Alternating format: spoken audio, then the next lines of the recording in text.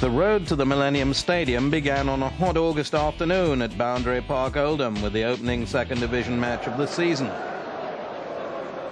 The first step along that road was taken by Andy Campbell with City's opening goal of the new campaign. 9 months later, Campbell would make the final step of the journey. Campbell showing at this stage how dangerous he could be in front of goal.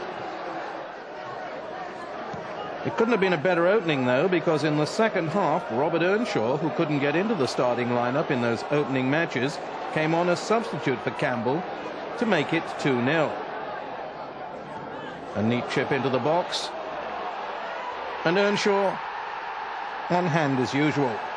The familiar somersault would be made 35 times for City during the season. The goal set up by Leo Fortune West. Earnshaw on hand and in the right place.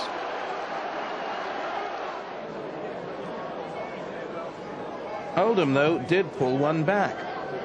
A rare mistake by Neil Alexander, allowing Lee Duxbury to score. 3 days later, it was Port Vale at home, and City got off to a strong start. Andy Legg's long throw headed in by Peter Thorne. It wasn't often that City made the most of Legg's long throw, but they did on that occasion.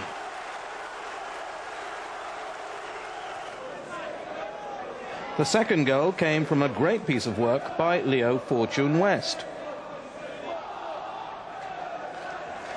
He showed skills that most fans thought he didn't have. It all added to his popularity as his neat footwork left opponents and keeper helpless. Surely Fortune West won't have scored many better goals than that during his career. But with City well in control, Port Vale were back in it. Graham Kavanagh left the referee with no option other than to award a penalty, and City really couldn't complain.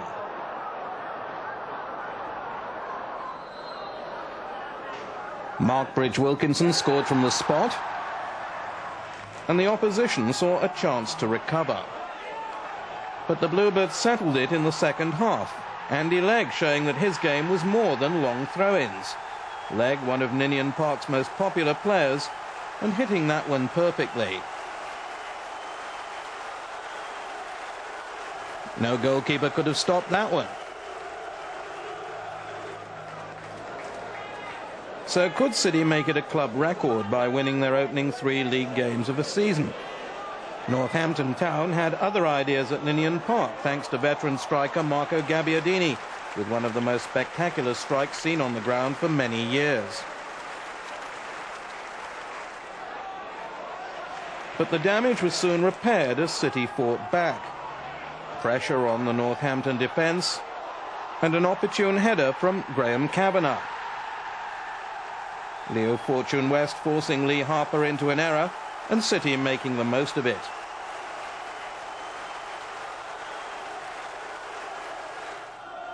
1-1, and could City take it on from here? But it was Gabbiadini's day. He may have been coming towards the end of his career, but he still relished the big stage. And with the Bluebirds' defence struggling, a second from Gabbiadini meant a first defeat of the season for City.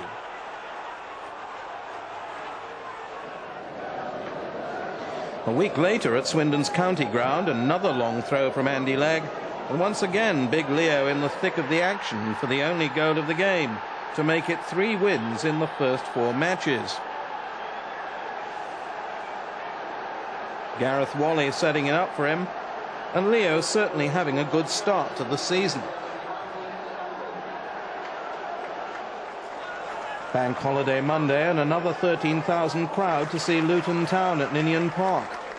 They were to prove tough opponents over the season, but despite some useful opportunities, City couldn't beat goalkeeper Ben Roberts.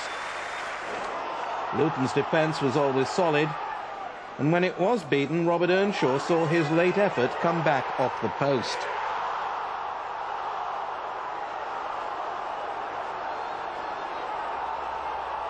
Earnshaw unlucky not to score in that occasion, Peter Thorne setting him up.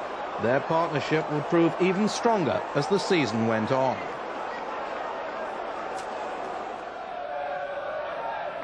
On to Whaddon Road at the end of August, and a game that the Bluebirds should have won. They dominated Cheltenham throughout the first half. Andy Campbell's goal was no more than they deserved.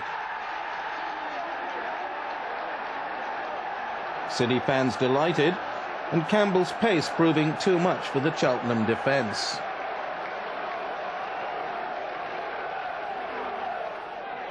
But with half-time approaching, a rare Cheltenham attack saw fullback Neil Howarth make the most of some indecisive defending.